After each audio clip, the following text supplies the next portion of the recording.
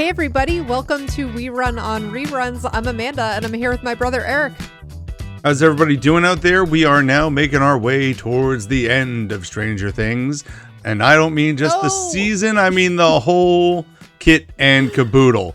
If you remember, we left off with Will becoming a sorcerer, and we are now entering into Season 5, Episode 5, Chapter 5, Shock Jock today. And this would be the first of 3 episodes that were released on Christmas Day. Little Christmas present under the tree from Stranger Things. And a questionable one at that for some of you. I know that much. Yeah, I liked this more on the rewatch, that's for sure. But yeah, there was a lot that happened in this episode. I know we were kind of talking about before you had rewatched it. I'm like, this one moves quickly. And Eric, do you agree when you were watching this one? I will say this. I think this season of Stranger Things moves infinitely faster than all seasons prior. And I only can say that based on the amount of note-taking I do and the amount of times I have to pause and go back and make sure I got a line right. And, you know, it's just that it feels like every single statement that's made, every single look that's taken in Season 5 really is trying to deliver new information. And while they are very good about doing that all the way through the series,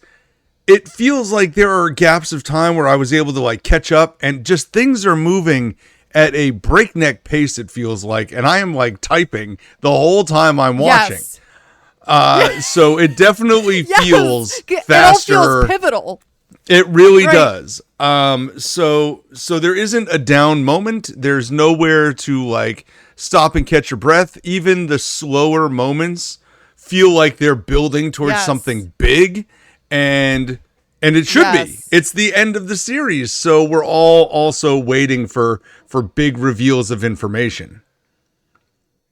And it always feels like the Dustin scenes for me that I'm like, oh my God, Dustin, you are moving at like a mile a minute. Like he's always like urgently like talking through some plan or like expressing his feeling. And I love it so much because I feel like he has such awesome lines too. And he's always saying something brilliant. And I'm like, wait, what is he? I don't want to like miss a beat because it's like, I feel like, he's just always leading us somewhere or like is onto something. Like he's just such a great character, but it's always very intense. So but you know, it's not even just that for me. It's the little things that you're watching for. Like in the last episode when they got 11 to jump over the fence and they're in the base and she takes like a 2-second beat to tell Hopper, hey, thank you for trusting me. And thank you for everything you've done for me. It's like, oh my God, they're setting up a goodbye moment. Like they're setting this, whether or not it happens here now or later, they are closing the books here. And so every little moment feels like it means something significant. And so it's crazy. It's just been a little hectic. I do enjoy this more the second time through. I will say that. Yeah, agreed. And like part of it seems more emotional in a different way because the first watch you're thinking, well, Hopper is going to be like, you know, sacrificing himself.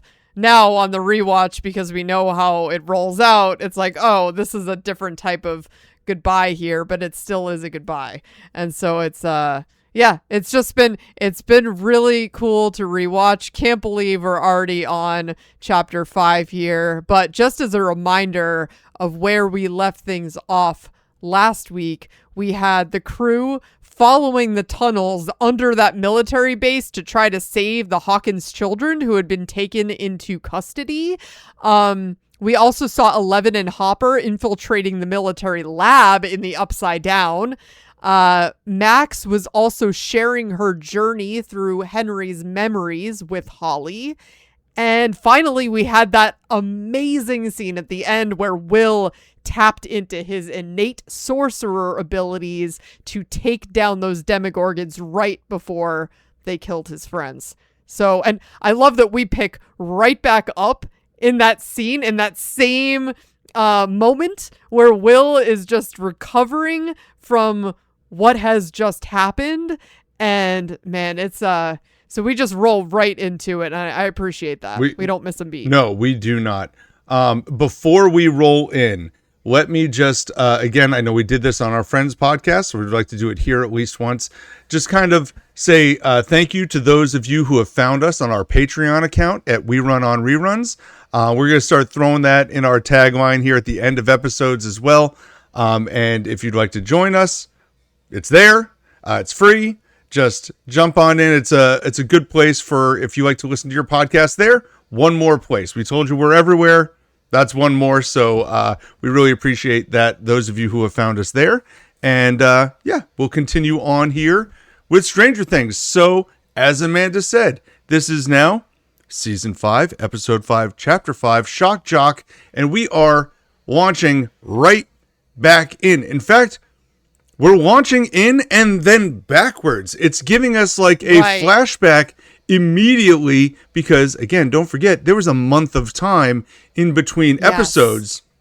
So they wanted to do a quick, like 30 seconds. Hey, you remember what's happening as we are watching Vecna holding Will and telling him things like why the reason is that all these kids are being taken, that they're weak and that they are going to be vessels for him, and that Will, you were the weak one too. And we're seeing scenes of demogorgons dragging kids into all these gates everywhere before we get the reemergence of Will again, saving all of his friends, destroying the demogorgons, and we get Joyce rushing to Will. And this is where we're now back live, I feel like. And we are here with Joyce, asking, like, seeing if Will is okay. And you get Mike yelling, he's a sorcerer! Like, and he's yelling, he's so excited for Will at this point. But Will is feeling very different. He feels defeated in this moment because all of the kids are gone. And he said, yeah. And Mike is saying, yeah, he got so-and-so and so-and-so. And Will is saying, no, he got all of them. And so this is when Mike is now able to put it together. And Joyce is that he can see where Lucas was, and he could see Robin, and all those kids are gone. And so now they've got some kind of cleaning up to do and tracking down their friends and trying to figure out where everybody's at. And this is when we get this flip to Henry's mind prison, I'm going to call it, this area where now all the kids are like just arriving. And this, and I know that this means they're all connected to the hive now. And so they all just materialize in this world. And they are led to the house. And they sit around like a kindergarten class while Henry tells them about all the things that are true to him, which is, basically is saying, restating, hey, don't travel into the woods. That's where the monsters are. And if you stay here, you'll be safe. But there is more at stake than just the lives of your loved ones. There is an evil darkness that's spreading not just through Hawkins, but also the entire world. And I have found a way to defeat it. He's saying that he has traveled long and far beyond Earth, and he has found a new world that he is referring to as the light. It is a world free of monsters. And that he's now telling these children that you are not like the other children. You have dominant powers in here, as he's pointing to his head. And we can use that to channel this energy to save all of your loved ones, and you will be the heroes. Well, this sounds great. If you are like 12 and you're buying into this, you are like, heck yeah, I am special. I've got powers. I'm going to be a hero. Holly is not looking thrilled through this whole thing.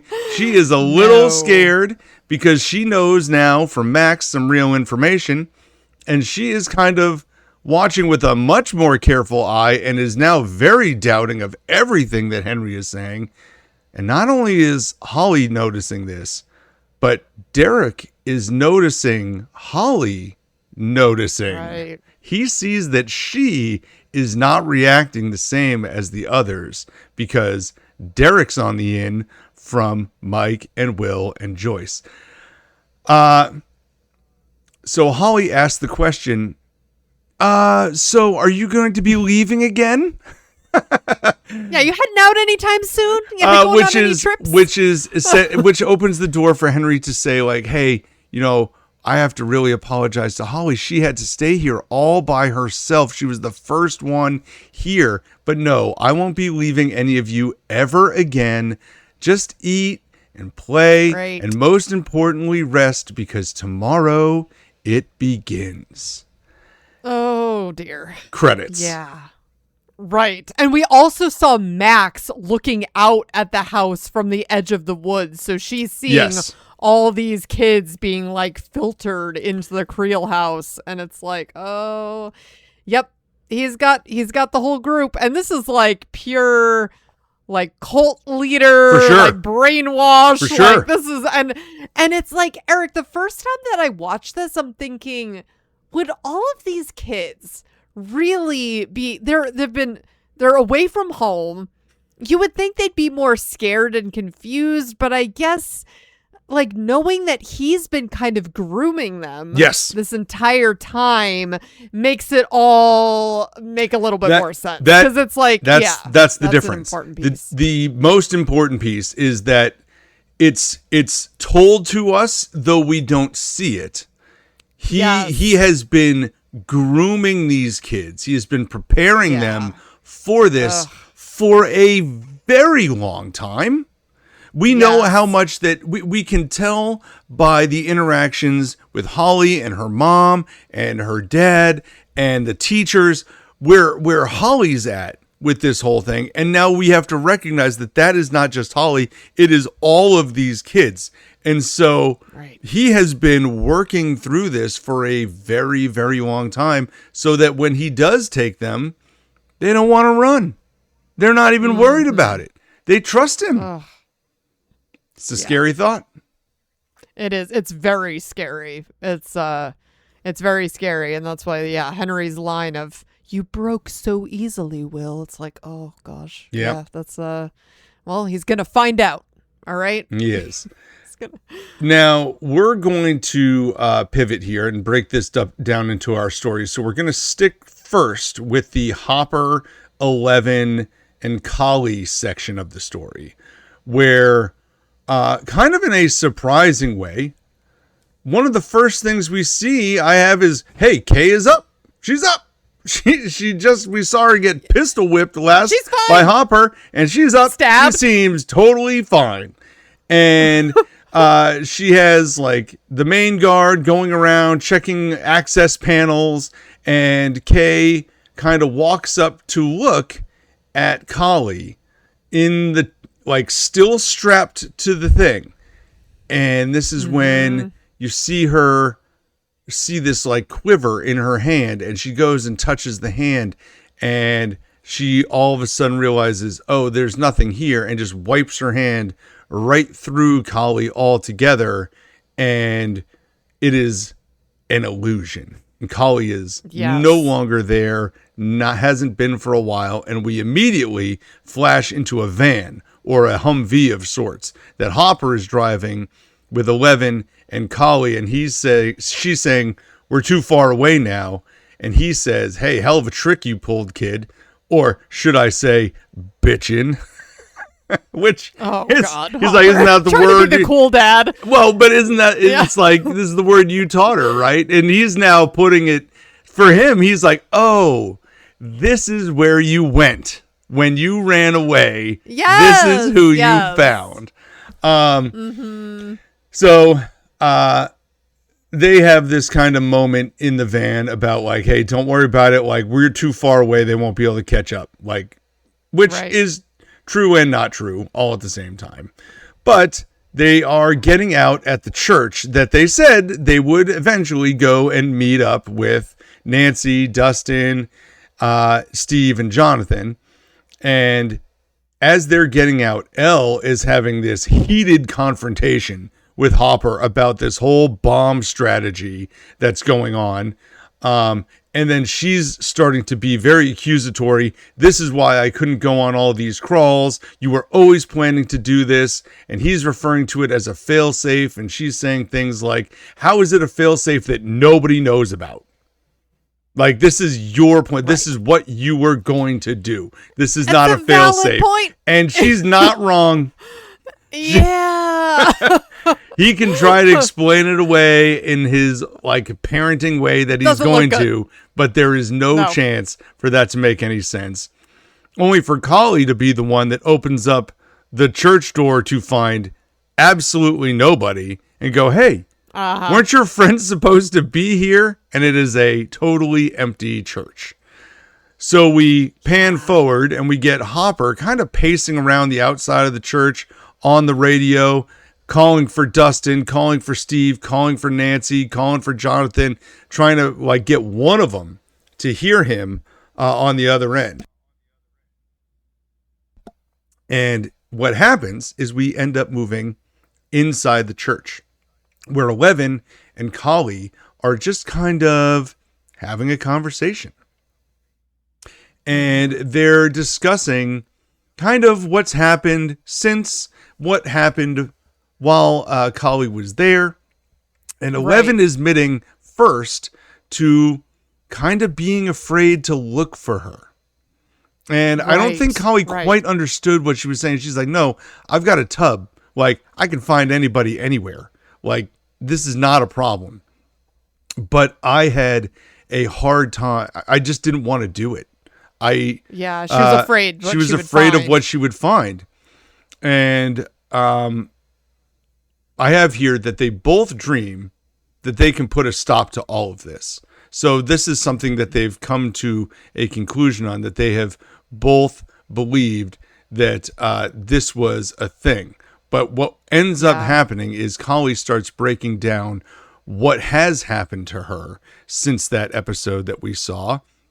And we get a moment of her being captured by the military, the military essentially killing the rest of her friends or gang that she was running with.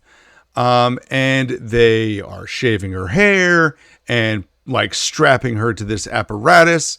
And she starts talking about Dr. K as a vampire. She thought that that was maybe the role that she was playing in her life, as they were hooking her up to this machine and all they were doing was taking her blood.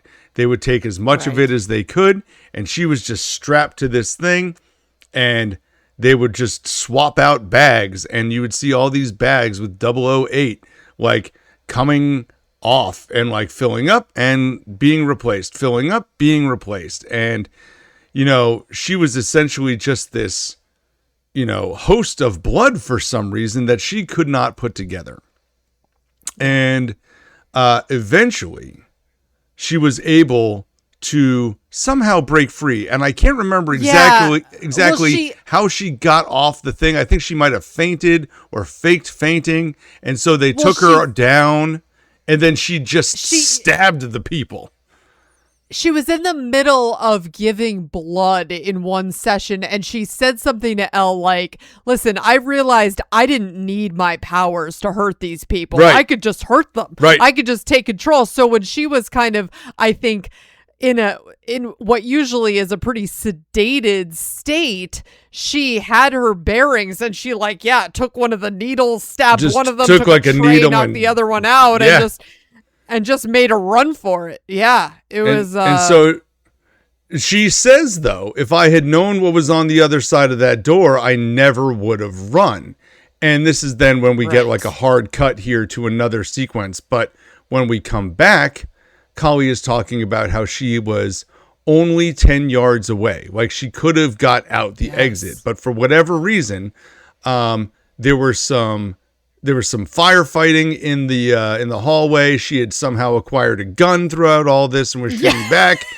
And she ducks into this room, and she shoots the key card holder out, because she had taken one of the key cards from people and was able to get through doors. She gets in, shoots the thing out, closes the door, and inside this room is an incredibly pregnant woman. And she looks up and sees that her blood is being transfused into this woman, who is saying, and she did not look well. No. And she said, not the woman and the baby were clearly dying. And she's saying, help me. She's whispering, help me to her. And so Kali, unfortunately, is feeling like, I got bigger fish to fry, I gotta go. Heads out this other door in the room, only to run into another one. Another pregnant woman being transfused with the blood. And it seems like an unending hallway here of pregnant women being transfused with blood, as she's going to the third, and then the fourth, and then the fifth, and then it's just a straight up blur as she is running through all these rooms, only to eventually go through a door and get met by the butt of a rifle from one of the military men, who knocks her out, and she's screaming and trying to get away, but they have now overpowered her and are bringing her back to the rack, essentially, that she is strapped into. And that was brutal. She is talking to Elle, though, about how Dr. K is so desperate to find the one like Henry, because Papa's whole program was launched on Henry, and none of the other people, despite all having powers and abilities and different things, none of them were just like Henry, except one. And we all know that is 11. Right, because Kali is saying, it wasn't drugs that gave them their powers, it was Henry. And that's why they're feeling like she's just wanting to now harvest that power somehow. But apparently, it's just not working the way that she wanted. And she's trying to keep Papa's program alive, apparently. So that's really what all of this is about. And so now we get to Kali basically wrapping this whole thing up by saying, listen, Jane, there are no happy endings for us. Not for us. Implying that no matter how happy an ending they get out of this whole thing, they will still always be chased down by someone who wants to launch this program back up and recreate. So as long as 11 or 8 or Henry or any of them are alive, there will be somebody trying to restart Papa's work. Right. They're just being used for their blood at that point. And then Hopper appears in the room and looks very skeptical as to what they've been talking about. He does not get the sense that it was a conversation that he would like, because it wasn't, because they're now sort of conspiring about what are the next stages for us? She's kind of planted this other seed in Eleven's mind. It has just opened the door for an alternate pathway for 11 now. We have many different routes. And again, as a viewer and a watcher of Stranger Things, especially at this point in time, everybody is still trying to figure out, how is this all going to end? It was still so adamant, who's going to die? Who's going to survive? How is this all going to end? Where's it all going to lead to?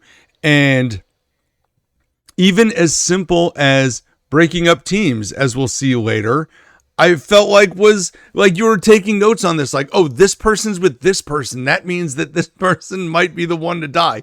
How is that relevant? It was just what we were all doing that if you were, tied in with Stranger Things at this point, I feel like.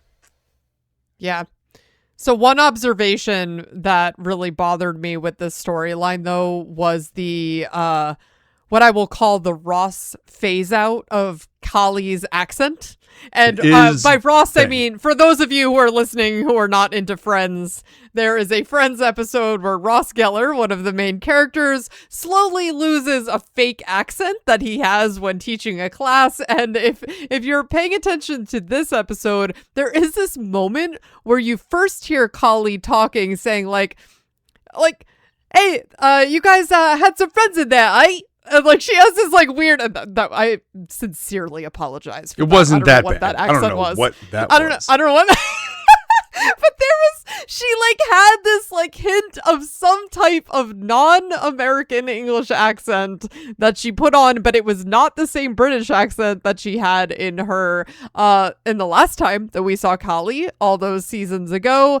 And so, but then when she's talking to Elle about this whole story about what she's been through, none of it. There was not even a hint of a British accent or any type of European accent. It was just, yeah. So Eric, there is this wild theory out there that this is actually not Kali at all, that she is like Vecna's, like a version of Kali that Vecna is projecting for 11 to take her down, essentially, to get in her mind and to, infiltrate her psychic powers. It's an interesting thought. That also another piece outside of her lost accent was also the fact that apparently she's bleeding from the other side of her nose that she doesn't normally bleed from.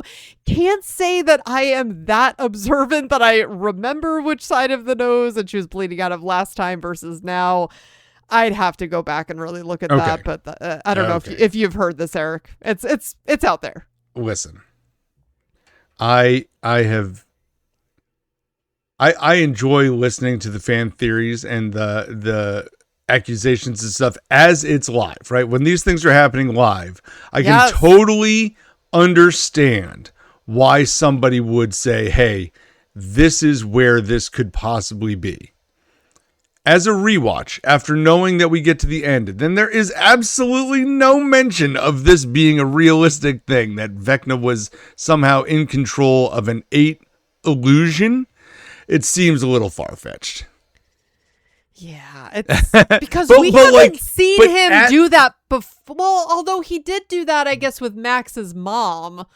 Yes, no, he can do that. But as he can do that. As a theory, while it's happening, I think it's fine. It's one of those things that you look back on and go, oh yeah, that didn't really hold any water. And what we see is how Kali's character plays out. It also doesn't add up. That's what I'm saying. It does not make sense. I think it's interesting, but it is interesting. It's clearly wrong, but it was the accent phase out though. That was a mistake. I don't know why they did that. It's just weird. I don't know what the I'm not gonna lie. But it had been so long since I had seen Kali. What they were banking on. I didn't even realize that she lost an accent.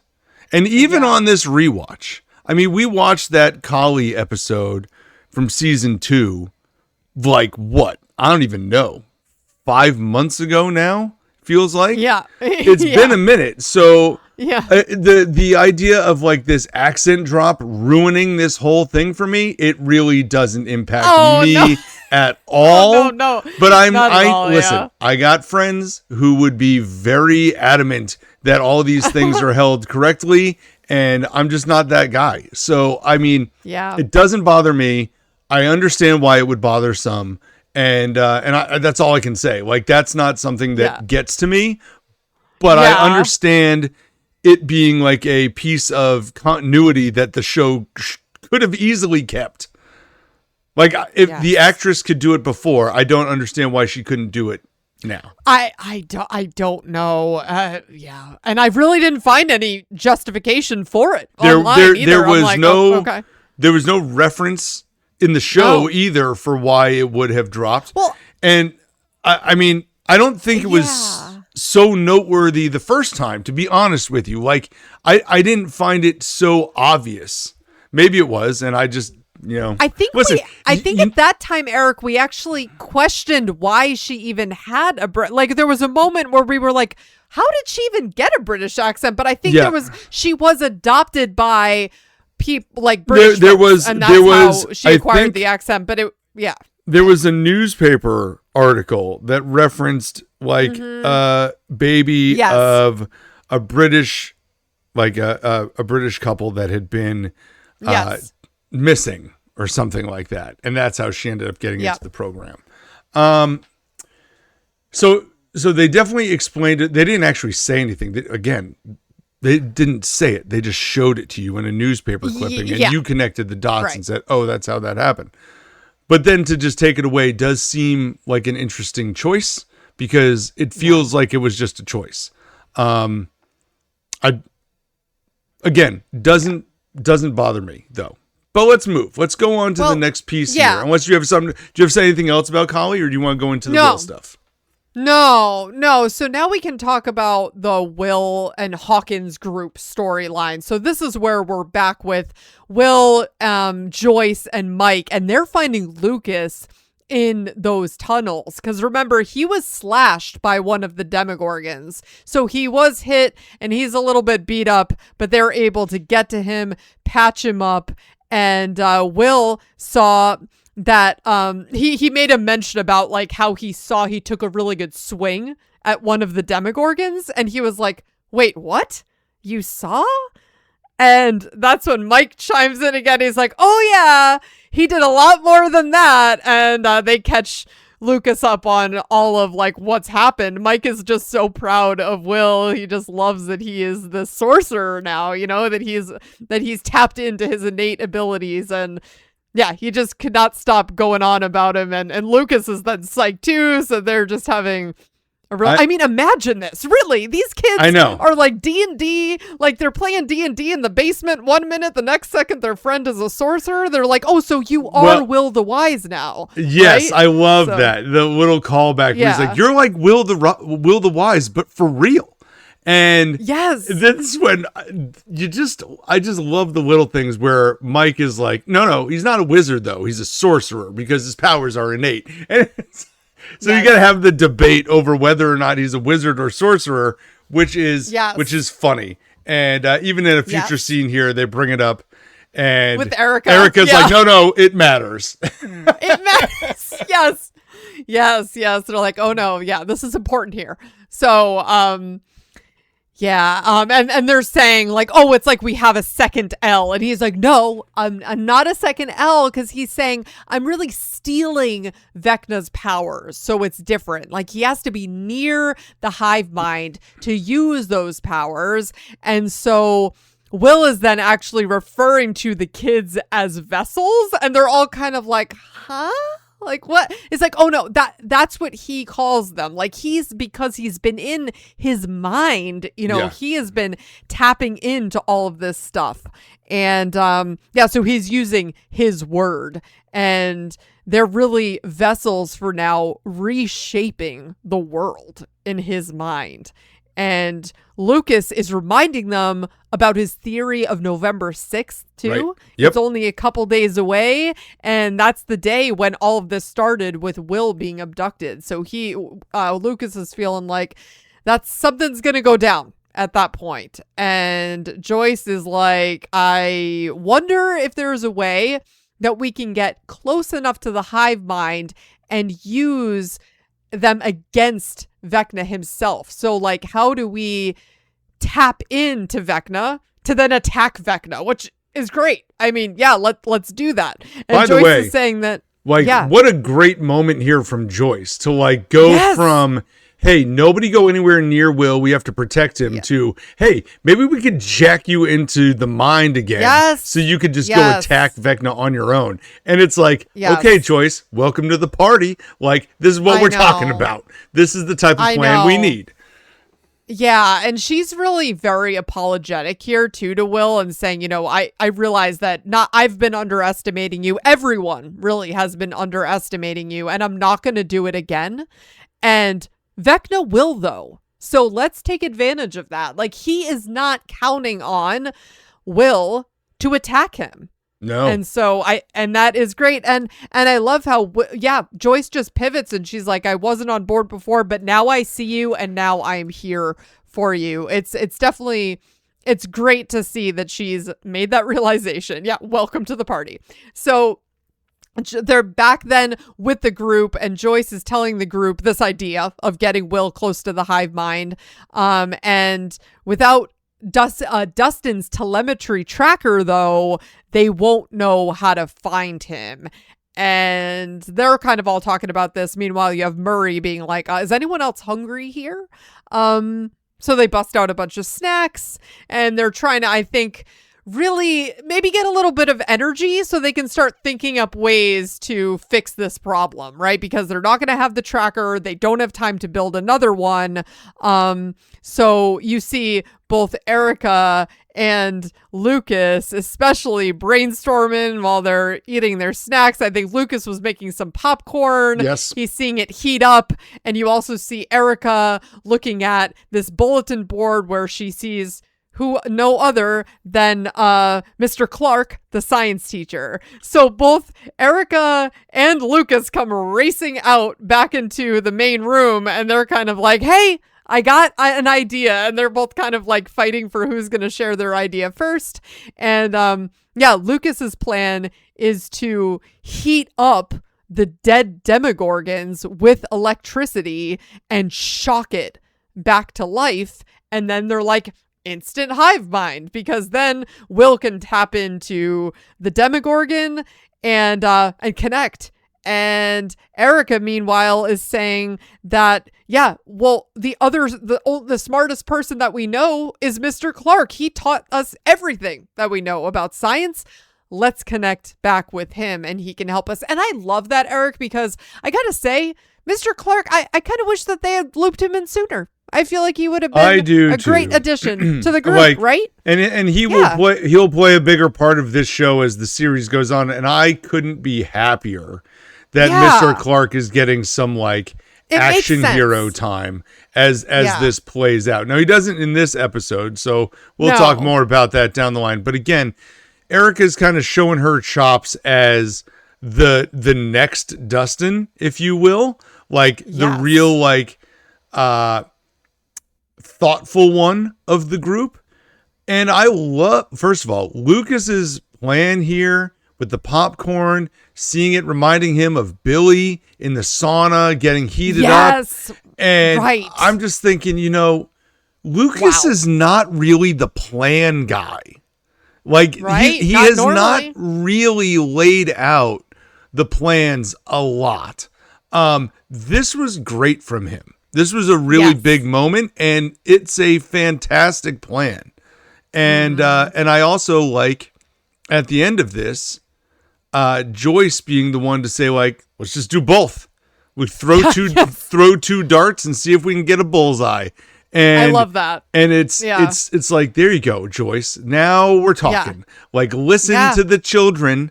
Just do what the kids tell you to do. Get out of their way. They've got good Murray, plans. It's like, Murray, you stick to the snacks over there, right? Yeah. It's like we've got this. Yeah, hey, to be fair, if it wasn't stepping aside, if it wasn't for Murray and they hadn't gotten snacks, then maybe they wouldn't have come up with these plans. Hey, it's true. Hey, you need the snacks. You need someone's got it. I thought they might have better snacks than just random junk food, but I guess the not. Bugles. Yeah, Bugles. I did like the throwback. I feel like it was all about the throwback snacks to the 80s too. Yeah. Mm-hmm. Yeah, Bugles have a very special flavor to them. So if you'd like to call it special, that is fine with me. I would kind of melt in your mouth a little bit. Yeah, they are. They made crunch. Really great, funny fingernails. They did. Yes. Yeah, it's been a while, but then we have the scene where Will and Robin are out at the radio station because they are planning a test run of the shock, right? So they are gathering pumpkins, and they're on top of the roof, and they're kind of like attaching the electrodes to the pumpkin to, I guess, see how it'll play out. It's not really the radio station. Where they are, where they're doing the snacks is the station. This is like the... right. I don't have a good word for it, but it's like the power center where they've got you're right. The gears and gauges and stuff. Like where Rockin' Robin does her show is in the building where they're doing the planning. I think it's the same spot where, like, at the very end of the series, they're on the rooftop with the chairs. I think that's that same building.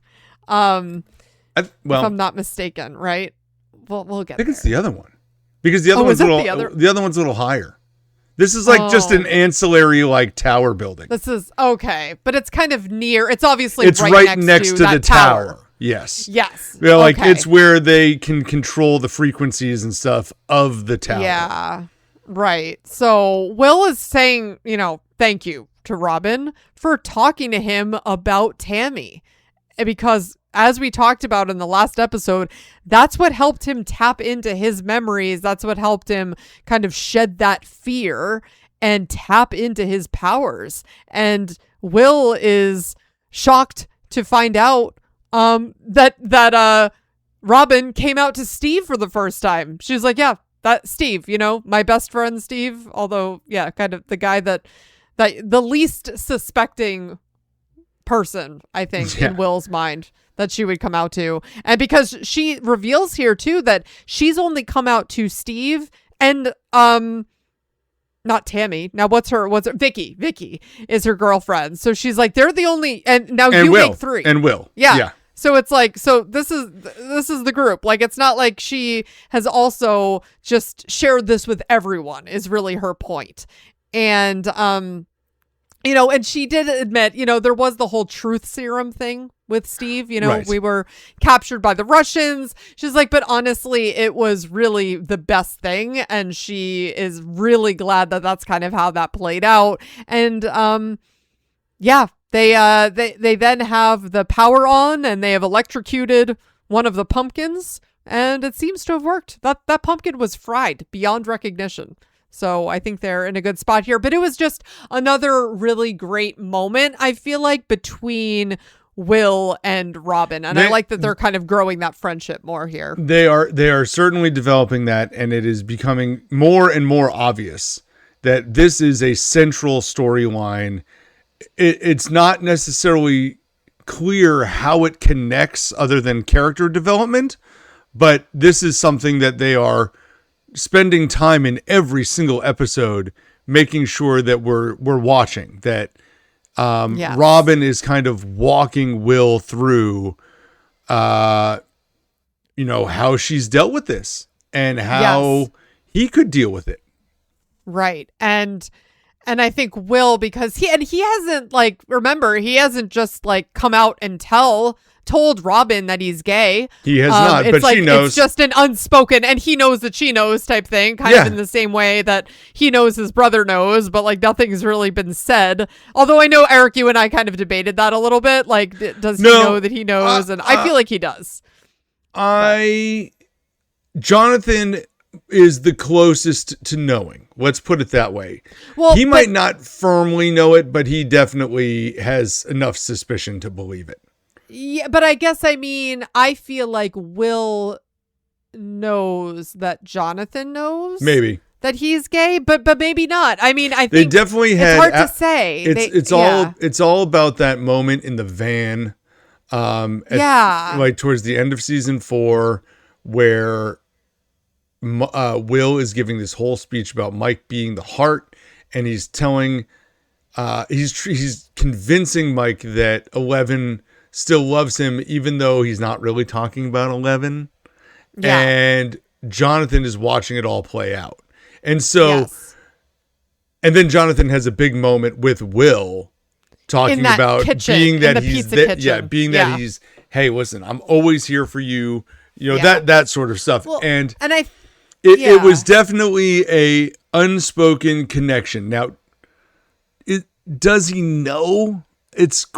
There might be a little bit of a debate there, but Oh, Jonathan definitely knows. I think it's just a question of, does Will know? Oh, 100%. That's what they were telling because that's what they were like. Yeah, he knows that like he is also like. Then that's the only Mike. Like there's this whole thing. Yes, yeah. There's a whole thing there. Okay, so then but no one has spoken it out loud. No. So I think all of this to me is about developing like. Will needs to know who he is fully and be comfortable with himself so that he can fully tap into this power, this energy. Like that's the only way, is if he fully accepts himself for who he is, he like lets go of the fear, lets go of the shame and just is himself.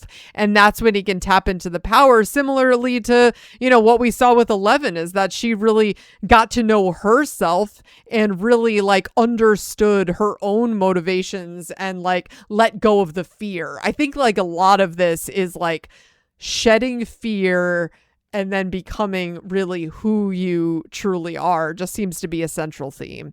But for sure. Yeah. And then we see Mike and Will hoisting a demogorgon up onto the roof. So this is a little bit later on in the episode. We get to, all right, well, we're really getting into this plan now. They're hoisting this dead demogorgon up onto the roof to nail it down, because when they electrocute it, they don't know really what's going to happen to this thing. So they want to make sure it is fully secured. And Will is then kind of sitting off into the distance, preparing to connect to this hive mind. And that's where you see he's feeling the tingles on the back of his neck. And this is after they're electrocuting it. So he's already getting the sensation. This is working just the way that Lucas imagined. His eyes are dilating. They're turning white. And he can see right away through the Demogorgon's eyes. I feel like he is giving himself the tingles on this one. Like he's just forcing it into it's just making it be a thing. Yes. Which is awesome. Yeah. And he is then in that spire, in that like rib cage like structure, like what you were talking about, like Vecna's mind. I forget what you called it. You had a good term for it. His mind something. Either way. His mind prison? His mind prison. His mind prison? I like prison? that. Yeah, yes. Yeah. Oh, he's into like the you're talking about like where the house and the playground and stuff are. Yes.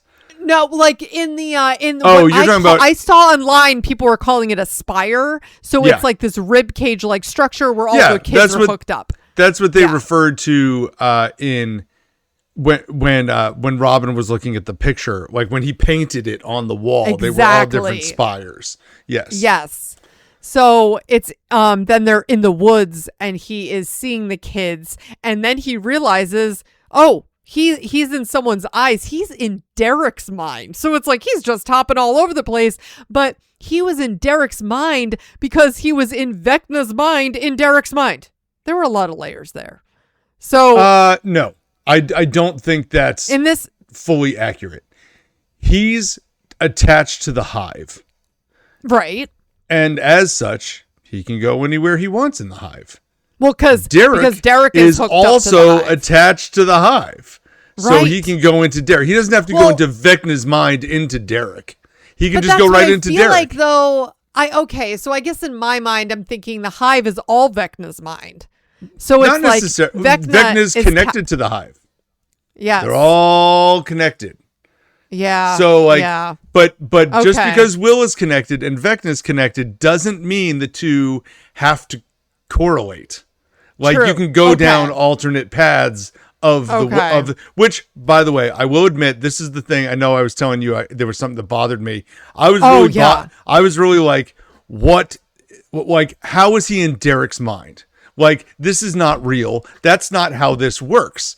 Well, I forgot Derek was attached to the hive. Because I just thought but he can't be attached to Derek. Yes, he can. Yes, he can. Derek is now connected. Derek was taken by the Demogorgons. Right. He's on his own little spire somewhere. Yes. And so because he's connected, he can be in Derek's mind. Yes. Yes. Yeah.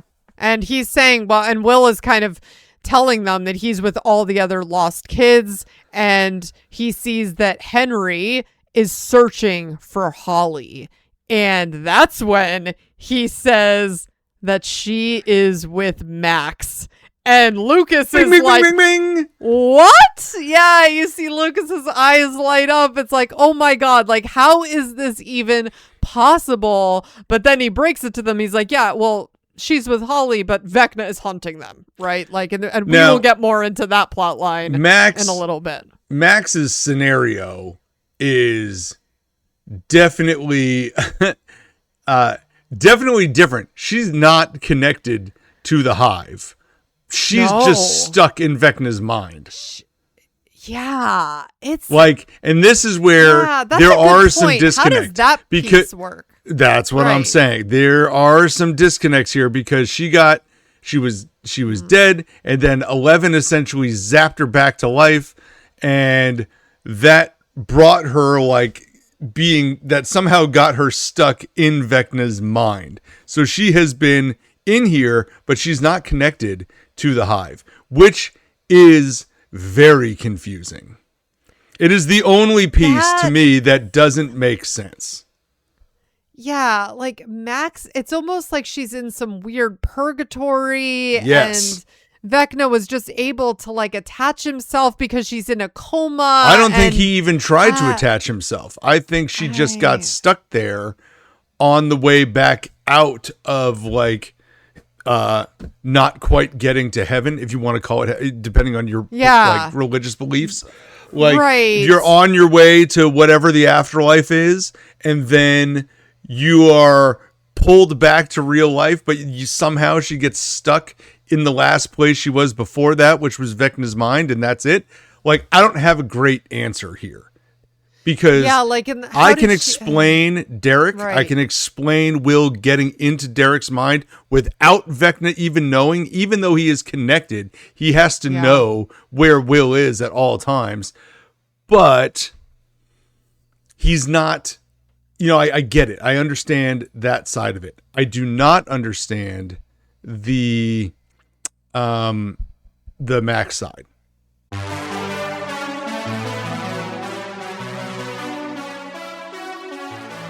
So now we're going to talk about Max and Holly. And as mentioned, as we have left off here, I'm still not exactly sure how Max connects to this hive. I'm not sure she does. She's not, as far as I'm concerned. And there's evidence to that later. But now Lucas knows that she's out there. Oh, and man. So let's pivot to just Holly and Max here. And where we left with Holly is she was in the house. Mm-hmm. And Holly is watching the kids all having fun. And she's kind of acting a little weird. She's having this dress up sequence with one of her friends. And then she's like, yeah, I'm just not feeling great. Maybe something I ate. I wonder if Mr. What's-It has tea, or if Henry has tea. I forget what she called him there. Mm-hmm. And the girl, I forget the girl's name, says something along the lines of, he's got everything. Do you remember that girl's name? I don't remember. I was trying to. It's on the tip of my tongue, but no, I don't remember her name. There are two girls. There's that one, and there's the one that was watching The Sword and the Stone. Right. Those two seem to pop up more frequently than the others. But anyway, she says, I'm sure Henry has some tea. So she goes on the lookout for tea, and she goes around. She's sneaking around and finds a bunch of the kids watching a movie. And she says, this is my opportunity. I'm heading out into the woods. And so Holly sneaks out of the house and heads off into the woods. And not very long from then, Max is right there with her. And, Max is like, what are you doing? You have to stay in the house. This is not part of the plan. And Holly is starting to tell Max what she knows about drawing another world to ours. And he keeps saying he's going to save our world, but I think he's going to destroy it. We have to get out of here. We need to leave now. Yeah. Yeah. And that's when there's a snap of a twig. Uh-huh. And she's saying things Max is saying things are you sure no one saw you? And they start walking it back, trying to figure out who's there. And lo and behold, who's sitting there in the middle of the woods? Hiding behind a log. But Derek. Uh-huh. And Holly's like, what are you doing, dipshit Derek? And he's like, I'm not dipshit Derek anymore. I'm delightful Derek. That's right, Derek. And they're asking like how he knows any of this. He's like, oh, well, I got all this information from Mike. He's like my best friend now.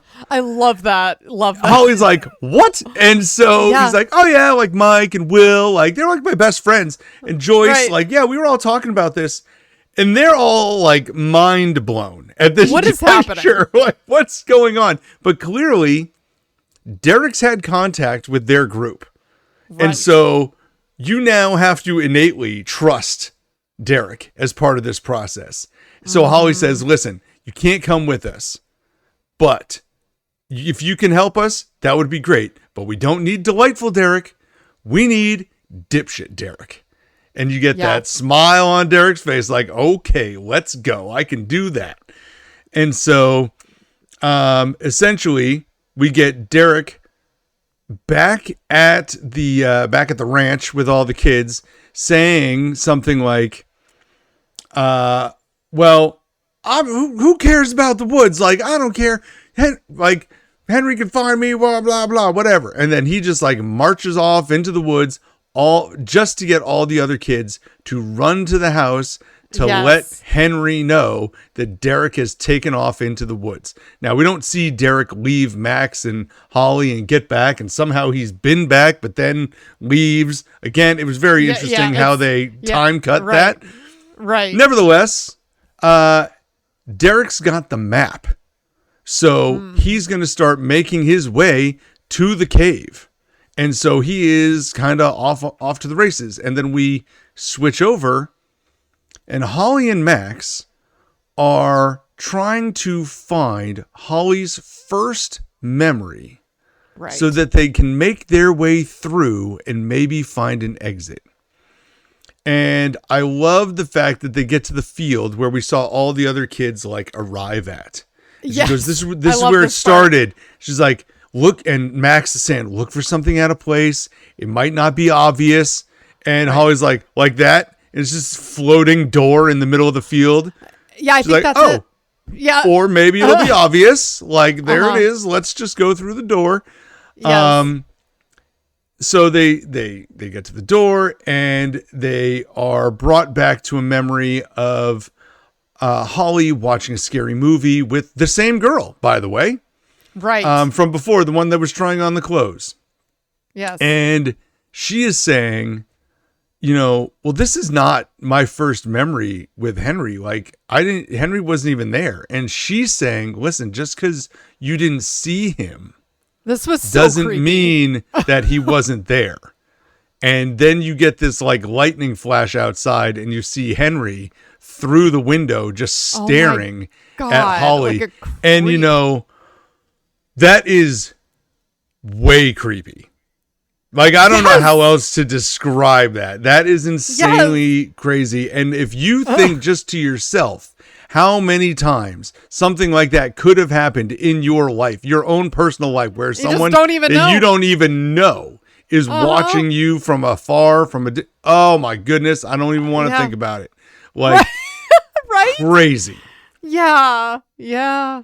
And I love this next part where they're like, well, this isn't the first memory. We have to keep walking back, and like the bookshelf scene. That's really cool. So there is definitely the next piece where they're saying, well, the first time I actually saw him was at a library at the school. Yes. And so Max is looking around and sees, like, behind a sink or something along those lines, there is a like stack of books with an opening. And so they push through the bookshelf and through and come into the library, and they see the first interaction with Henry and Holly, where they are, he's talking about, like A Wrinkle in Time in the book and how much he likes the book. And it's just one of those things where, again, listen, he's starting the grooming process right there. He's starting to train him. Like, I'm a trustworthy guy. I like your book. Uh-huh. So we then flip.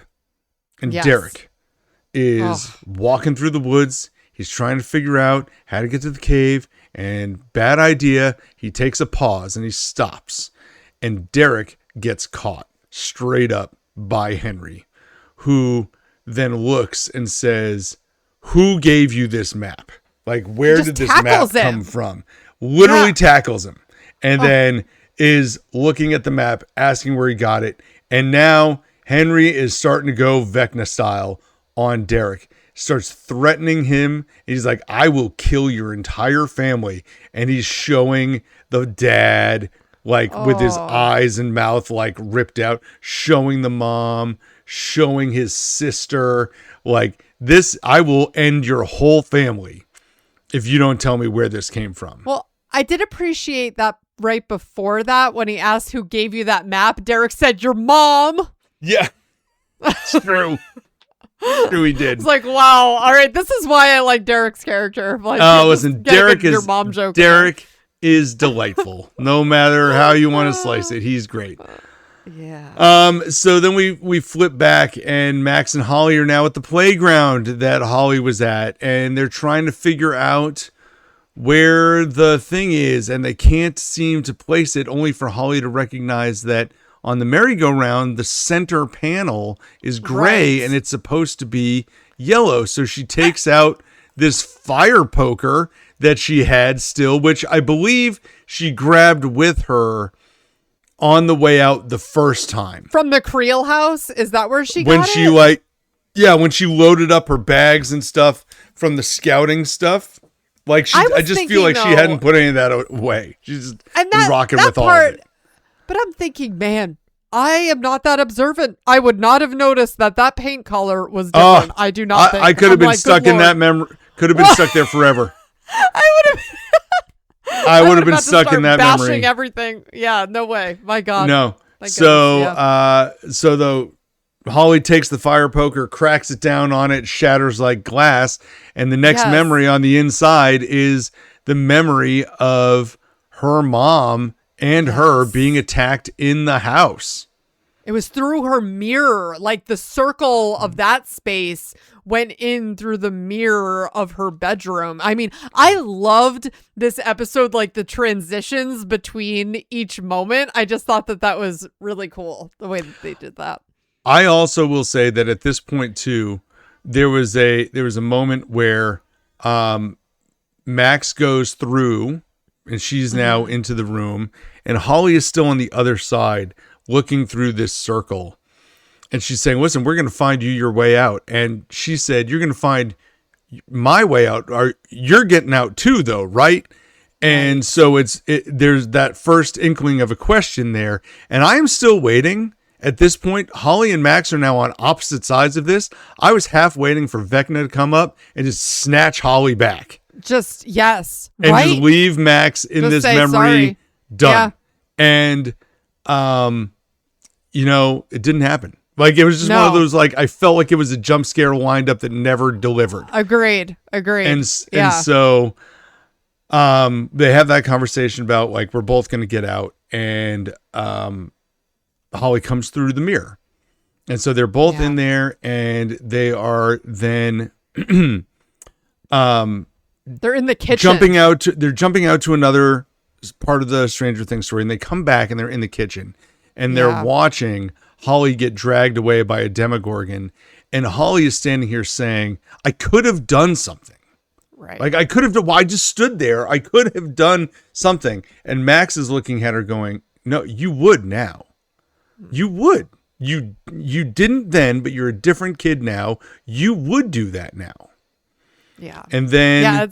This was brutal because her mom is like all busted up on the ground still. She has to just walk right by her body. It was really rough. It's a memory. It's not real. I gotta remember that. So so they come around this corner, and then out the front door, it is the exit. We have our exit. And as they approach the door slams shut, and Henry has found them. No. They were so close, and she's even looking out like into that red desert space, and she's looking at Max. She's like, "You're not a monster, right? Like, you're cool, because this does not look like a good exit to me." And she's like, "No, trust me, this is the way out." You know, because it looked ominous. But yeah, the door slamming, not good. So Holly runs with Max around the corner. She's seeing Henry coming down the stairs, and Max borrows the fire poker and is essentially smashing a window out so that they can get outside. And this is when Holly looks back, and coming down the stairs is now Henry in Vecna form. Turning into Vecna. Holly gets to see Vecna full on for the first time and realizes, oh, this is about to get real bad, as Vecna reaches over and strangles Max and pulls Max close and says, "At last, the fox is caught." Knowing that Max is not connected. She's just loose running around in here like some sort of parasite for Vecna. And so he's finally caught her. And just as he's done this and he's starting to squeeze the life out of her, we get to flash back to Will, who has tapped in to Vecna just at the right time and like lets go of Thank Max. God. The timing of this is like... I mean, the timing is unbelievable, right? He then snaps Vecna's leg and then turns his head and looks at Max and says, "Max, if you can hear me, you need to run." Run! And say less. Max and Holly are on the move. They're gone. And then you see Vecna kind of heal his leg back. Really fast. And stand up and go back into Henry form. And then he just sits there very calmly and starts saying, "Get out. Get out. Get out. Get out." And on the fourth one, Will is now blasted back. Like he was just hanging out in the parking lot and he gets blasted way back. And to go back to that scene very quickly, we have Lucas yelling, "Crank the voltage!" And they like turn the power up. The demogorgon gets fried to dust, and the mind flayer piece inside this demogorgon wraps up through the radio tower and is up into the sky. And we're getting Joyce and Lucas, and I believe Robin is right there as well, trying to get Will to come back. And we're left there with that scene of the four of them really just trying to get Will back. But an amazing scene. Yeah, that was great. Holly, Max, they're loose. Vecna injured, healed, and now knows. But now he knows that Will is just tapping on in whenever he wants to. That's a new thing for Vecna. I think he had not experienced that. Someone has invaded his mind in that way. Wild. This is great. I don't know. Do you think, does he know it's Will? Has to. There's no way he doesn't. Or does he think it's maybe 11? No. I don't think so, because 11's not connected to the hive. Yeah. That's true. Yep. Like 11's just like her own superhuman. But like, well, oh my God. That's what, because that ends up being a little like spoiler alert here but like that's what Max ends up thinking. I remember in the next episode, she's like, "I only know one person who's that powerful." They're assuming that it's somehow 11, you know, like they don't understand the mechanics of it. But I just remember like Max thinking that, like, because they don't know that Will can do this. There was this scene too that I liked in that where when Vecna is choking Max, you see her body and she's like flatlining. She's, about to die. Yes. And you see her body like in the hospital, and it's like, wow, yeah, I was almost waiting for like nurses to run in or something. It's like, I don't think anyone was, I was like, oh, everyone's just cool. Yeah. She's just, I think here's not to make it like that, but you know, I don't think a lot of doctors and nurses in that hospital have a whole lot of high hopes for Max. I don't know. They like she's just like on the life support, and that's it. That's all they got. Like, I know. That's pretty rough. Yeah, she's been in a coma for the only person we now. ever see in there is Lucas. Yeah. Well, now in this scene, in this storyline with Dustin and Steve and Jonathan and Nancy, we pick things up with them where they are entering in the lobby of the Department of Energy.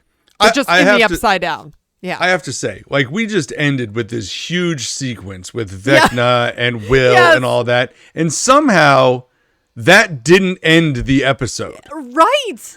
Like, that was not the walk-off moment. The walk-off moment comes from this storyline of all places, which I know is just shows what we were talking about at the beginning, where like every single moment in these shows seems like it is meaningful and impactful in a significant way.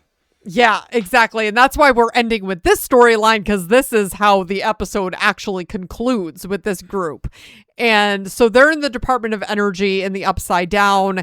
And Dustin is saying that he thinks the wall is Vecna's energy shield. Because remember that giant wall that they drove the car into, but they were all miraculously okay? Well, that's what they're thinking is Vecna's energy shield.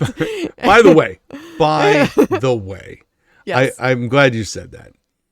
Every time they go back to that car, like, did you notice that car is like 12 feet up the wall? Yes. Like did they go Steve, flying? I don't know. What did you do? Like, I saw you drive into the wall. How did you get up the wall and then ram the car in halfway? Like, nothing has gotten through this thing. That car went into the wall, is stuck there. Oh my good Lord. It's a lot. It's a lot. Well, they're thinking, okay, it's been created by some type of dark magic from Vecna, and the generator for this shield has to be somewhere here in the lab. This is Dustin's working theory at this point.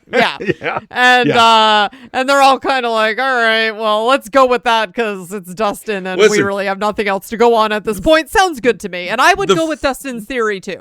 I would too. The four of them are just wandering around in the upside down, having no idea what to do. They just knew they had to do something. So they're like, oh, follow Dustin's crazy theory? All right, got nothing else to do. Might as well. Well, now we have this group, remember, though, is like bickering all over the place. So Steve, he wants to split up with Dustin. Like, he doesn't want to go with him. He wants to go with Nancy. And Jonathan is kind of like, I'm going to go with Nancy. And Nancy is just like where I guess there was some apparent hesitation. Although, Eric, I did not see the hesitation. I don't know if you did. I didn't see it. She just said, yeah, I'll stick with the regular teams. Let's just go, boys. Like, let's just get a move on. I think Jonathan just would have liked her to have shut Steve's idea down faster. Without him having to speak up. Without having to say something about it. Like, just to be like, no, that's not what we're doing. But he didn't. Gosh. She didn't. Listen, I'm going to spoilers. My least favorite character is one of these four. And I still haven't figured out which one, because it's all four of them. I hate all four of them right now, but let's move forward. I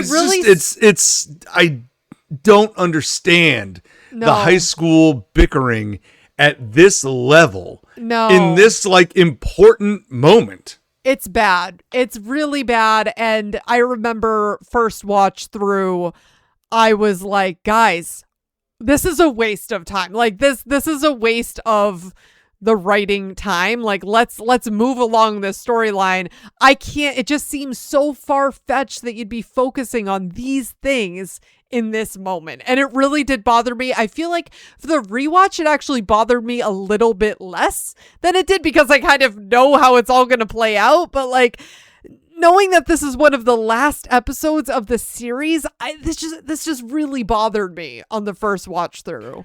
Well, I mean, listen, they are setting up like the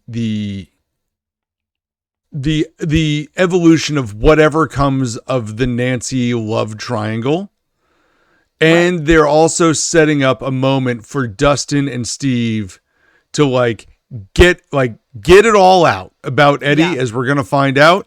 And then maybe repair that relationship to back where it was. So we see Steve and Dustin where they're finding the rainbow room, right? And they're still bickering. And they kind of separate at this point, too. So Steve is kind of like, well, I'll see you later.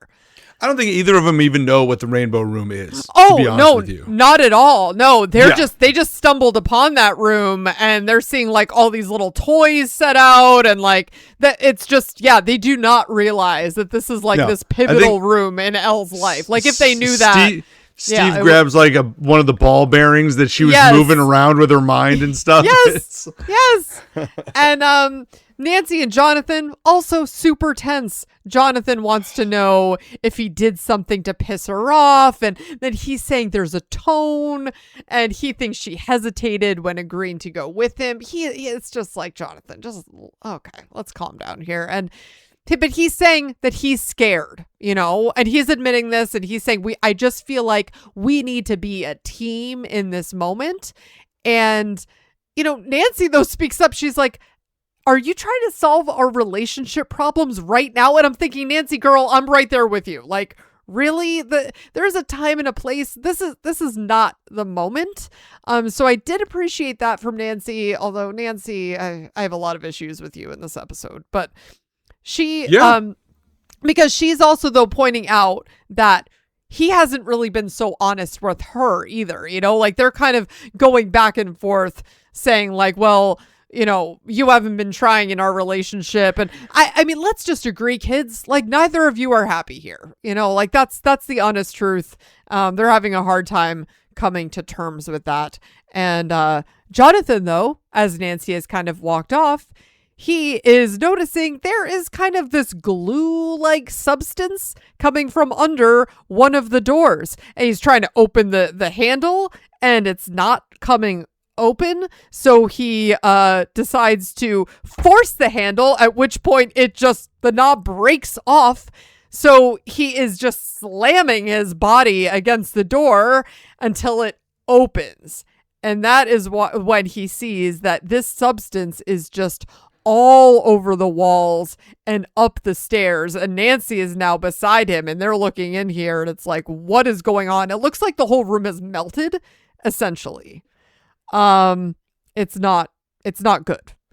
So we're then back with Steve and Dustin, where Steve is telling Dustin that he was wrong because, well, you know what? We're not finding a generator anywhere. And Dustin then starts calling him selfish, and Steve is saying, no, that's you. They're kind of just going back and forth with a lot of these just insults and trying to kind of tear each other down. But he's trying to call him out. He's like, listen, you're telling me I'm selfish. What about you? You got yourself attacked instead of being on this crawl. But, all of this really goes back to Dustin missing Eddie. And Steve is like, you know what? I told you guys that this is harsh here. Because no, but this is the line that needs to be said. Yeah, he's like, I told you guys, both of you, to not be heroes that day. But he sacrificed himself for nothing. He did not have to die. And he made a dumb call. And this is where Dustin just loses his ever-loving mind and tackles him. Well, wow. Let's pause here for a moment. So he's saying Eddie wanted to play hero. He made a dumb call and he got himself killed, and he didn't save anybody. And Dustin is yelling, no, he saved all of us. And it's like, okay, let's really think about that moment. We talked about this not that long ago. Yeah. Eddie left the trailer for no reason. He was in there. He could have gone up. He could have gone out. Instead, he decided, no, I'm going to go. And it's all part of his story. His idea of I stood up and fought this time, right? Yes, you did. But you did not have to. No. There was no reason. You could have just gone up and been safe and been done. He had You'd so still much be here guilt today. Yeah, he had so much guilt from what happened right in front of him with Chrissy. He felt like he didn't do anything. He felt like he just had to do something. And Steve, I think, is afraid that Dustin's going to do the same thing. I feel like that's sort of, yeah. Yeah, I think so too. And I think Steve is trying to lay this out like, no, like you have to start looking at this a little bit more objectively.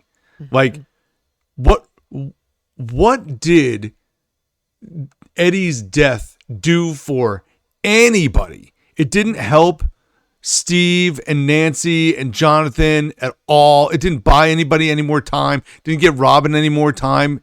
Didn't get Lucas and Max any more time. Like nobody got more time. I said Jonathan. Jonathan was in California. Yeah. Didn't get any of these people more time. Like it just killed Eddie. And it's unfortunate because when you talk about some of the characters' deaths, like protagonist characters that we've seen die, usually it's for a reason. The only reason here is Eddie's character arc comes to a neat close. He stood up, he did something for once in his life. Instead of always running, he did something. The unfortunate thing is he didn't do anything, really. He did. He stood up and fought and lost, but he did stand up and fight. The fighting that he did before he died was the critical piece. It's like he could have been just the fighting of the rock concert and then barricading the doors and keeping the that was awesome. He did exactly what he needed to do. But then as Steve is saying, don't go be the hero. You did not need to keep the bats at bay. Now, technically though, for what it's worth, we don't know. Is it possible that if he hadn't distracted those bats, that they could have somehow, No, and I have an answer for you. No, because all the bats died instantaneously when they got hit by the flamethrower from the other side in Russia. Yeah. But so while Eddie is there, of course he doesn't know that. So none of them knew that. So he could have potentially, if that hadn't happened, he could have saved lives. I think you just don't know. It's one of those things that but we don't know because it did happen. So he just went out and died for no reason. And listen, Steve's putting a really harsh spin on it, which is what I'm doing here too.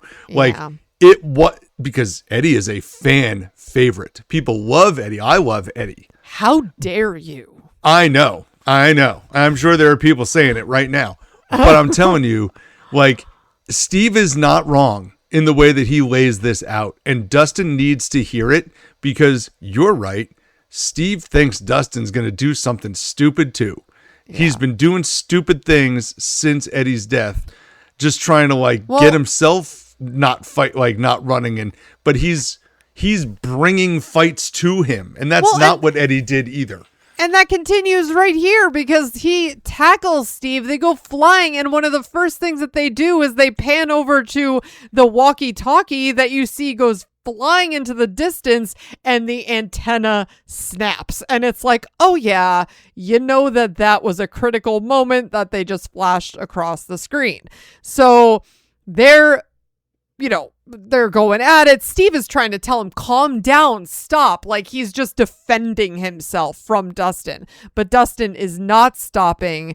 And he ends up pushing him right into that space that it's beyond the rainbow room where we know that has the wall where Vecna was banished. It's all connected. So I feel like there was kind of a reason why they got shoved into that room.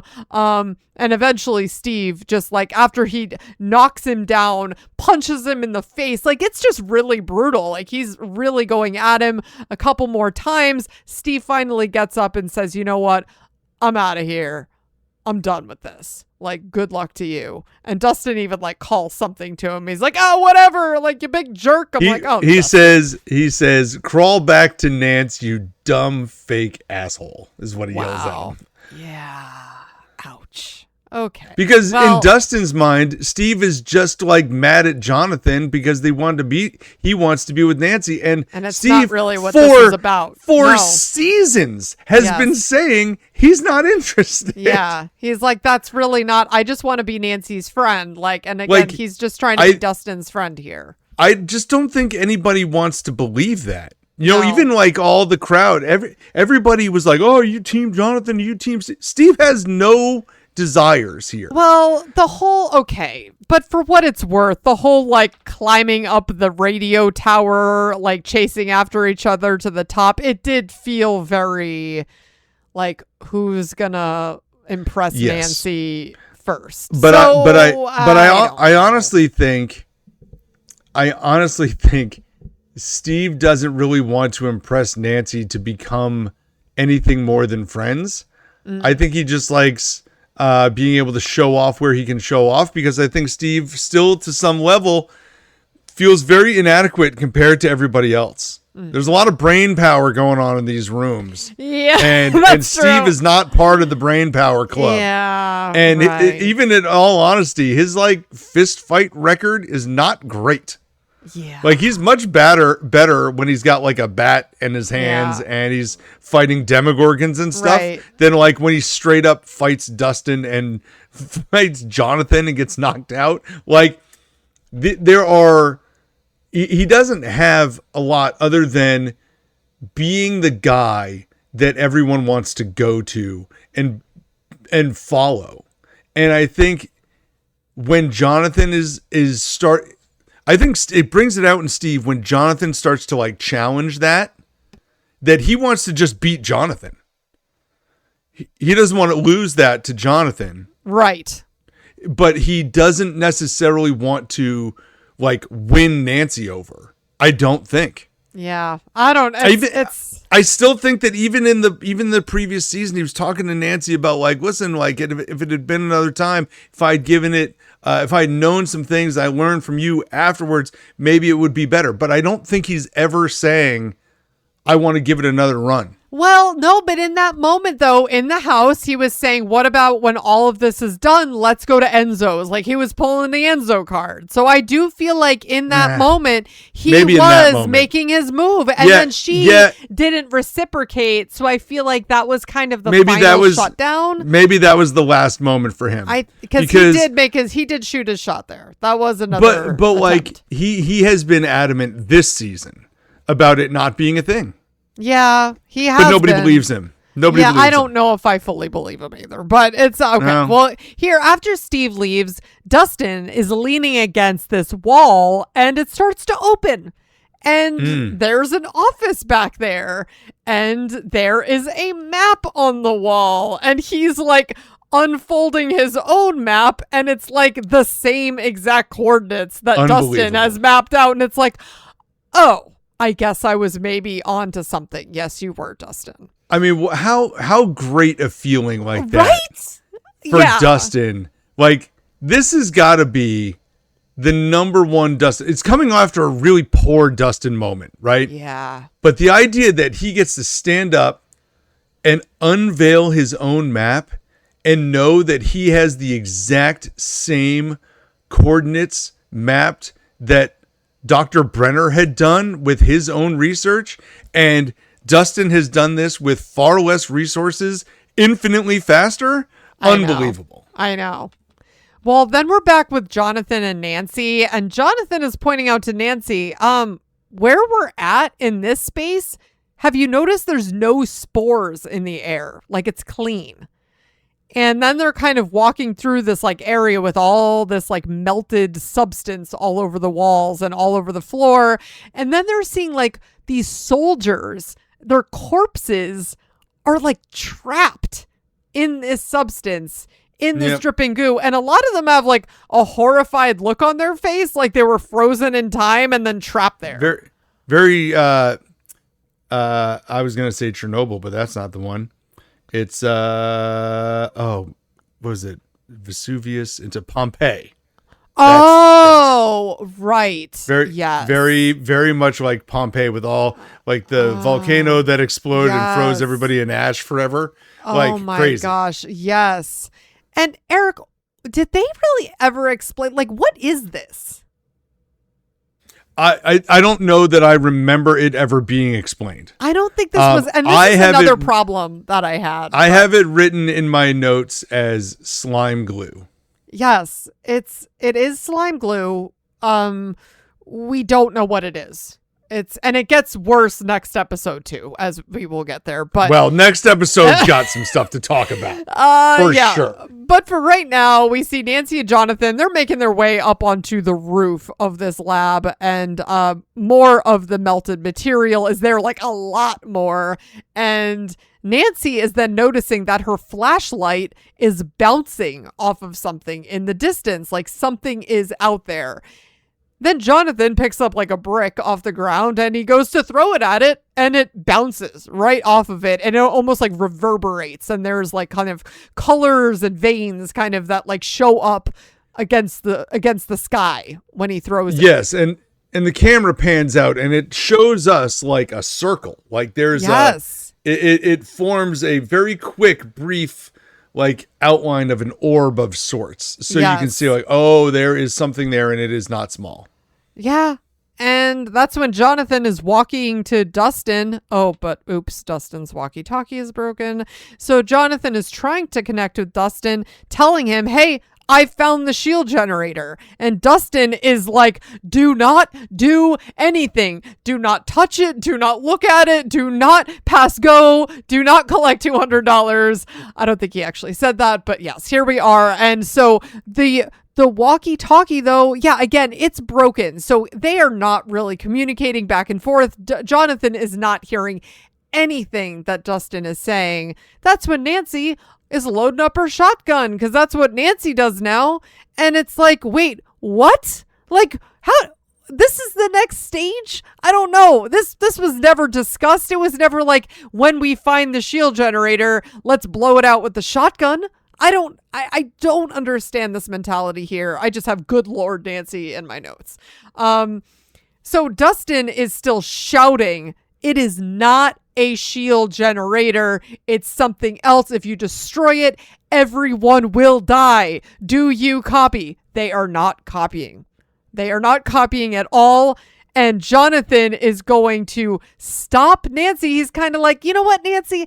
I don't think that maybe the shotgun, like, put down the gun. This is not the best idea. Nancy loves guns at this. So she is just G.I. Jane, fully on board to just lock and load. She is shooting at this thing, and that's where the episode ends. Yeah. Trigger pull, bang. Wow. Fade to black. Like, Nancy, girl, calm down. Whew. Calm down. Like, I mean, and again, I don't know what I'm looking at.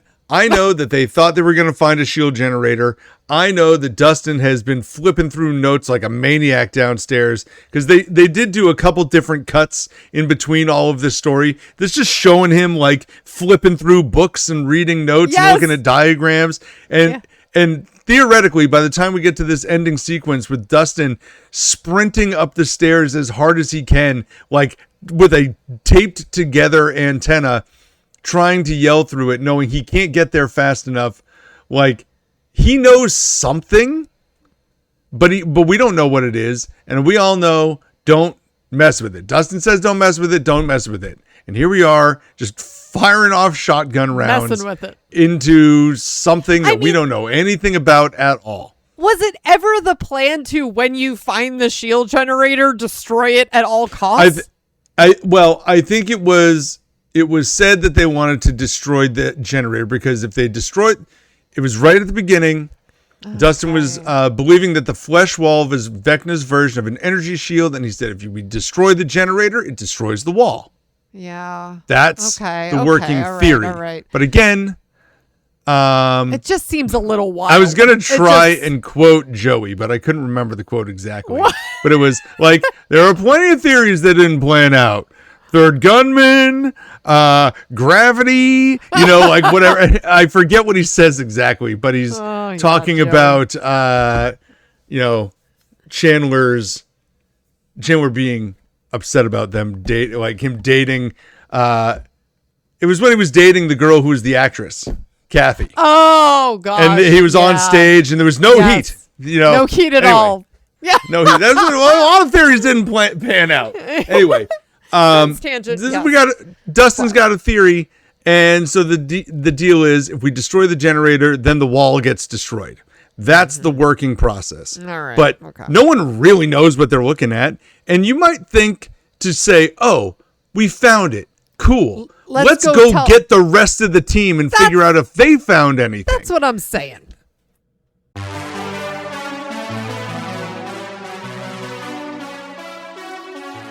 Well, now we're going to jump into our IMDb ratings segment of the podcast where we talk about our ratings against your ratings as we find them on IMDb.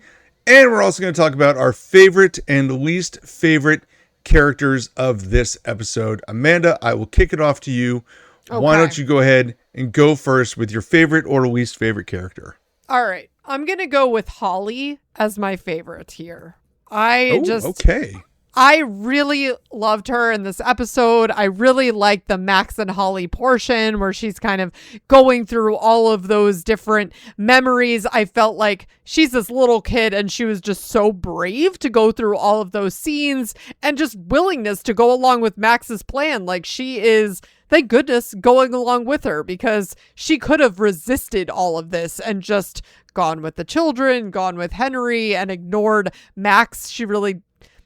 She easily could have believed that she is a monster in that, in this other world. Like, how do you believe anything that you're seeing? So I appreciated just Holly's willingness. I feel like just as an actress too, she was just amazing. Like she was just so good in that whole sequence. And, just thought she was impressive. So I really like Holly as an additional character in these last episodes. How about you, Eric? Who's your favorite or least favorite? I also went from that same storyline, but I went with Max. I just really like Max. There's something about her character that she's great. Is great. And while there is a lot of character development around Holly, I feel like Max, as like this leader guide character, really starts to pay off. And I think while it's not Max, it is Lucas. I almost went with Lucas here, but the idea that Lucas gets to find out about Max still being alive to me is a cool secondary payoff for Max.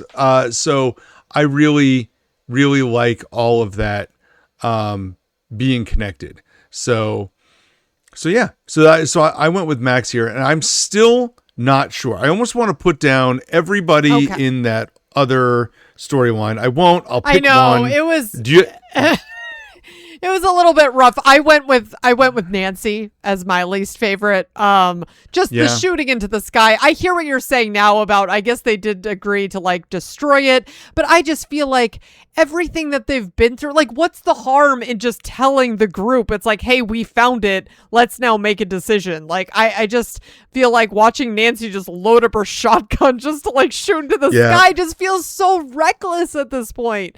And I mean, they're all being reckless in this portion of the episode though. So it's a little bit hard to watch. I do feel like Dustin had some redemption because he found the map and now he's making the connection and it's like, all right, but it's a lot. I don't know. So I went with Nancy. I will pick Jonathan. Yeah, again. And I will pick Jonathan because like Jonathan's just still stuck in this world of love triangles and he doesn't even want to be in it. And it just is bothering to me. The whole story with them is bothersome. And then while he actually has a moment to save himself, he should be the one that for once is more adamant about something like, hey, Nancy, maybe we don't shoot the shotgun into this thing. And he kind of suggests he that. Did. But he's he not, literally puts his hand on the gun and stops her. Yeah. And then he just is like, no, okay. And just lets her do it. No. Yeah. Jonathan. I can't blame... Steve is my least of the least favorites because I think he speaks the truth about Eddie and he tries to tell Dustin how it is and tries to give Dustin some hard, tough love here at the end. Like, let's snap you back to life a little bit. Listen. It doesn't go well, but Look. Dustin is third, Nancy is second. Like, I think that's how I put them in my head. I was a Jonathan sympathizer when he was taking pictures of Nancy through the window. Same. Well, not that far back. No, I'm not there. But I'm a Jonathan supporter. Yeah. Through the camera break. Like at the broken camera.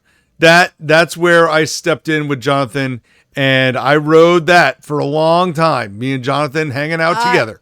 I felt like even with I'm like, hey, he's an artist, maybe a little bit creepy, but it's okay. He's because he actually captured the monster on the camera. Okay, I'm just saying I've had your back, Jonathan, for a while, but this is now I have my highs and lows with him because obviously he has these great brother moments. I feel like when it's him and Will, I'm like, oh yeah, you're great there. But when it's him like dealing with Nancy, I'm like, dude, it's a lot. It's too much. It's this is not so, a good fit. I mean, it's painful to see like that they almost broke up in season 3.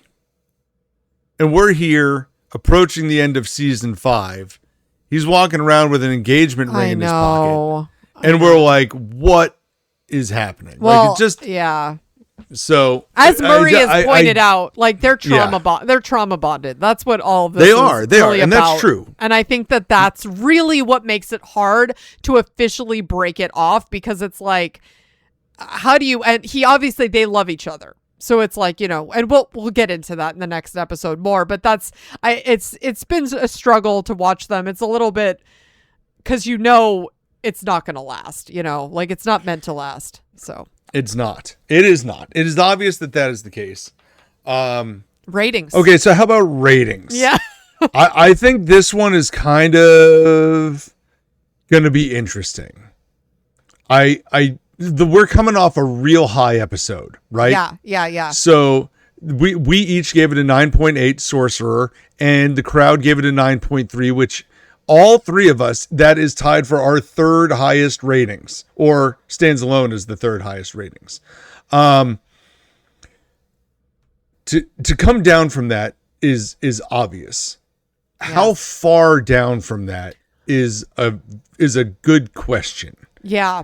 Do you have a locked in rating? I am torn between a couple numbers still as I'm talking about it. Yeah, like the Max and Holly storyline of this episode was really strong. Like it was great. Yeah, I thought so. Loved Derek in there. Loved the scene of like Will, like obviously like being able to snap Vecna's legs and like twist his neck. And it was like, wow, that was a lot. I got the chills just when we're talking about it. I'm like, that scene is amazing.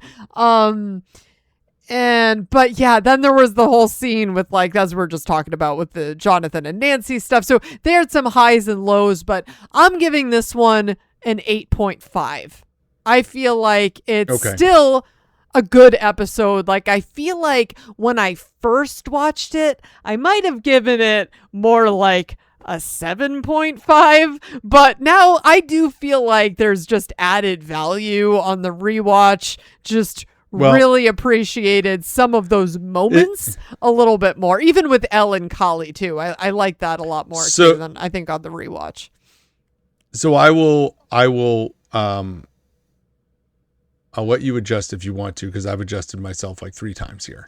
I'll let you hear what I have to say. That way it's fair. We've all heard what everybody has to say. Okay. I'm going to go with an 8.1.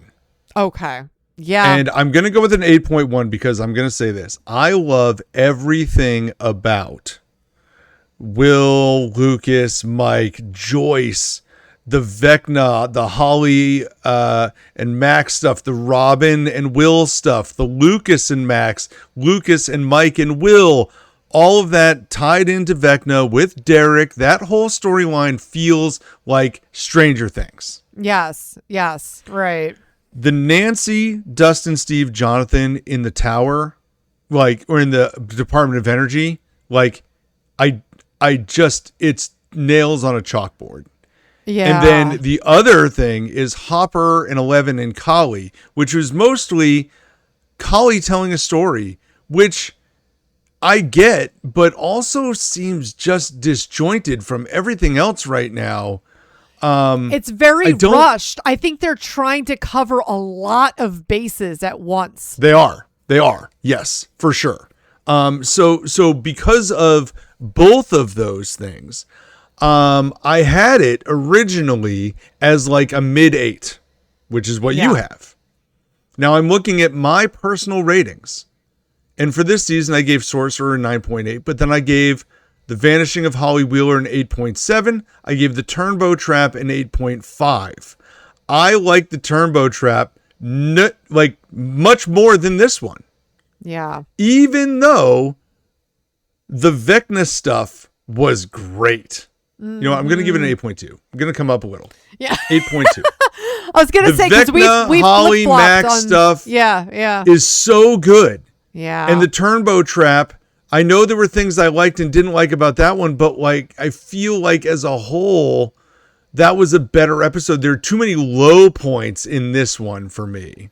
Yeah. To make it much higher than that. I think I just enjoy the whole like Will getting into the hive mind thing so much that I'm like, I don't know, that's just awesome. And we no, I understand. And I will say for you, Turnbow Trap is your lowest rated episode so far as an 8.1. 8.5 is your third highest. You have it higher than the Crawl, higher than the Turnbow Trap. Yes, of this season. Yep. So it would be like you would have Sorcerer at 9.8, Vanishing of Holly Wheeler 8.8, and then Shock Jock 8.5. Just so I think that you know. I'm good. I think I'm good with that. I'm very excited to hear what the average of the people on IMDb comes in at. Well, I have it on my phone here. The overall rating on IMDb for this episode is a 7.8. Oh my god. So when I said I was originally going to give it like a 7.5.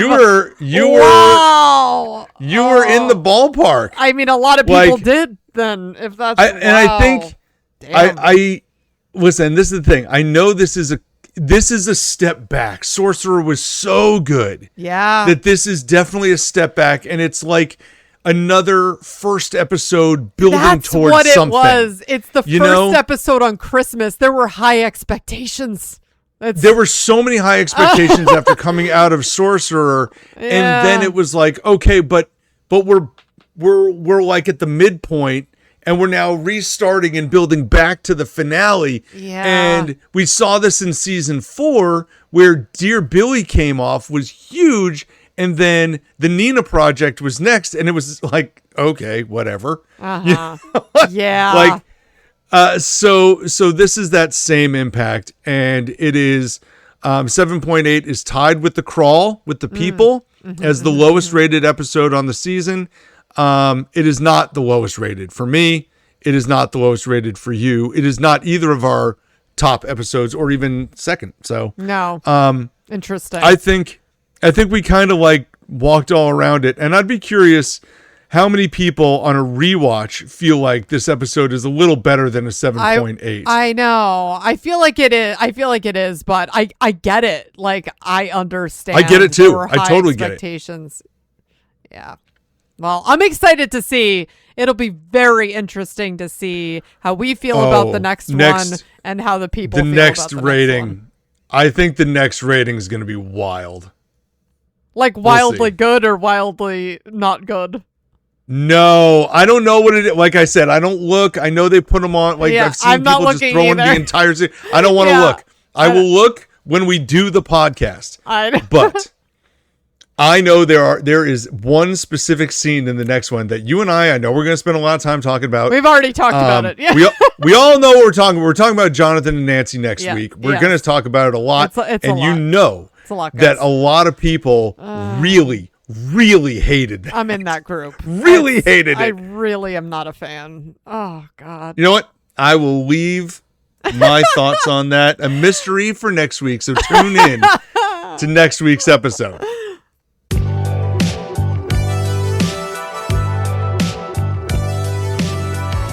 Well, thank you so much for listening to the We Run on Reruns podcast. Please check out our socials, our Instagram, our YouTube, subscribe, follow, repost, like our stuff. We really appreciate all the support we're seeing there. Not to mention all of the people that are giving us 5 stars and following us on Spotify and Apple Podcasts. And for those of you who have found our Patreon at We Run on Reruns, we really appreciate all that support so far. Thank you guys so much.